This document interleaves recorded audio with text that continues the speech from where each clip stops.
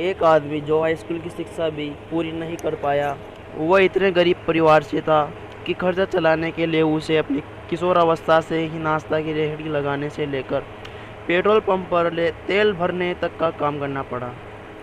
ऐसे लड़के ने जब एक वृद्ध के तौर पर दुनिया को अलविदा कहा तो उसकी संपत्ति का मूल्य 62,000 करोड़ रुपए से भी ज़्यादा था। अगर आप अब भी इस शख्सियत को नहीं पहचान पाए तो हम बात कर रहे हैं धीरू भाई अंबानी की। एक ऐसा सफल चेहरा जिसने हर एक गरीब को उम्मीद दी कि सफल होने के लिए पैसा ही नहीं, नीयत चाहिए। सफलता उन्हीं को मिलती है जो उसके लिए जोखिम उठाते हैं। धीरू भाई ने बार बार साबित किया कि जोखिम लेना व्यवसाय का नहीं, आगे बढ़ने का मंत्र है।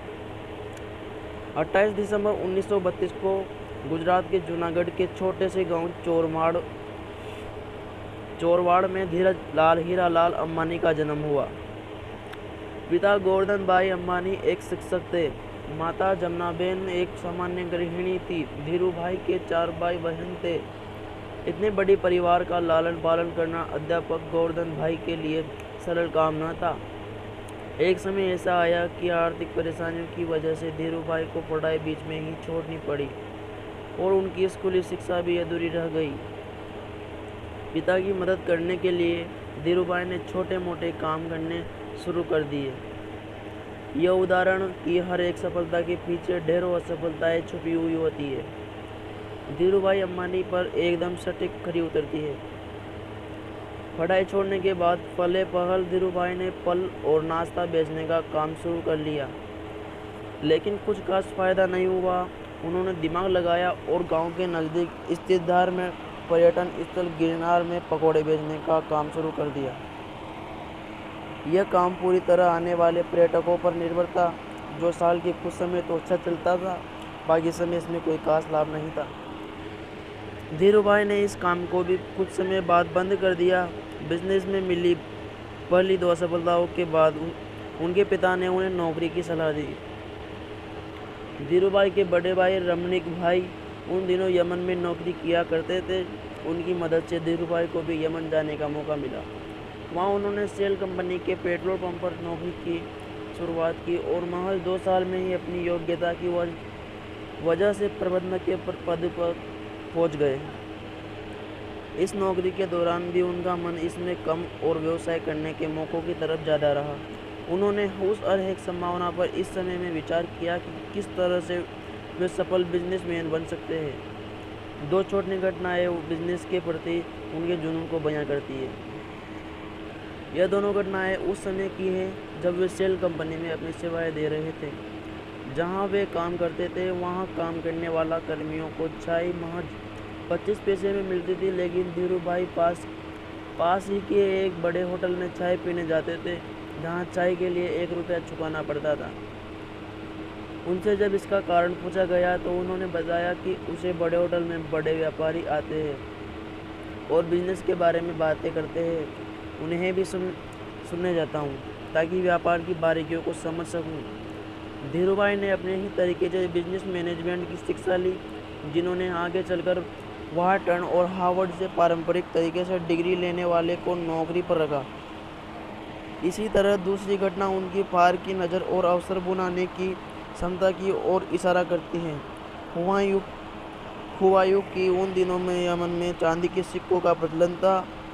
धीरू भाई एहसास हुआ कि इन सिक्कों की चांदी का मूल्य सिक्कों के मूल्य से ज़्यादा है और उन्होंने लंदन की एक कंपनी को इन सिक्कों को गलाकर आपूर्ति करनी शुरू कर दी। यमन की सरकार को जब तक इस बात का पता चलता वे मोटा मुनाफा कमा चुके थे। ये दोनों घटनाएं इशारा कर रही थी कि धीरू भाई अंबानी के पास एक सफल बिजनेसमैन बनने के सारे गुण हैं। यमन में धीरू भाई का समय बीत रहा था कि वहां आज़ादी के लिए लड़ाई शुरू हो गई और ढेरों भारतीयों को यमन छोड़ना पड़ा। इस परेशानी के आलम में धीरू भाई को भी यमन छोड़ना पड़ा। ईश्वर ने एक सफल बिजनेसमैन बनाने के लिए परिस्थितियां गढ़नी शुरू कर दी। इस नौकरी के चले जाने के बाद उन्होंने नौकरी की जगह बिजनेस करने का निर्णय लिया, लेकिन व्यवसाय शुरू करने के लिए पैसों की ज़रूरत थी।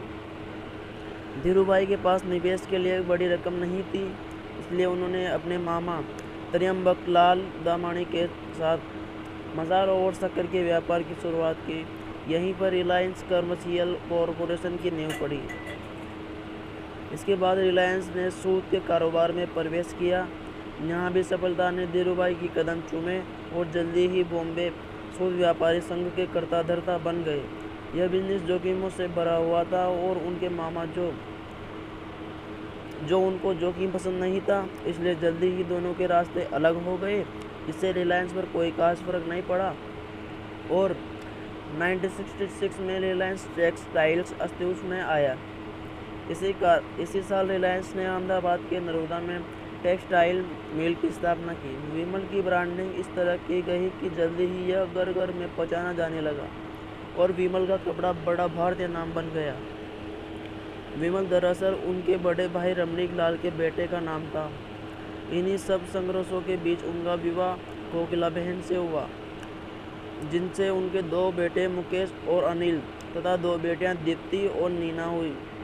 उन्होंने इसके बाद कभी पीछे मुड़कर नहीं देखा और रिलायंस कपड़े के साथ ही पेट्रोलियम और दूरसंचार जैसी कंपनियों के साथ भारत की सबसे बड़ी कंपनी बन गई। इन सब के बीच धीरूभाई अंबानी पर सरकार की नीतियों को प्रभावित करने और नीतियों की कमियों से लाभ कमाने के आरोप भी लगते रहे। उनके और मुस्लिम वाडिया के बीच होने वाले बिजनेस घमासान पर भी बहुत कुछ लिखा गया।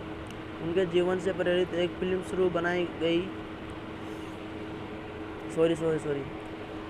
उनके जीवन से प्रेरित एक फिल्म गुरु बनाई गई, जिसमें